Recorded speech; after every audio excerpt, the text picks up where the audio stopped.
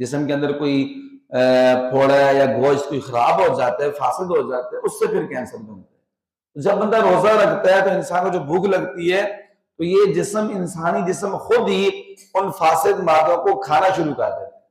جب کھانا شروع کر دیتے تو وہ ختم ہو جاتے ہیں، بھوک کی وجہ سے ختم ہو جاتا ہے۔ آپ دیکھو کبھی کبھی روزے میں جب شدید بھوک لگتی ہے تو انسان کے جسم کے اندر ایسے کھچاؤ محسوس ہوتا ہے، وہ جو کھچاؤ محسوس ہوتا ہے جو فاسد مادہ ہوتا ہے اس کو انسان کی باڈی تحلیل کرنا شروع کر دیتی ہے، ختم کرنا شروع کر دیتی ہے۔ تو میرے محترم بھائیوں، سب سے بڑا فائدہ تو یہ ہے کہ اللہ تعالیٰ کی ذات راضی ہوتی ہے۔ اس کے علاوہ بھی اس کی یہ بہت سارے فوائد ہیں۔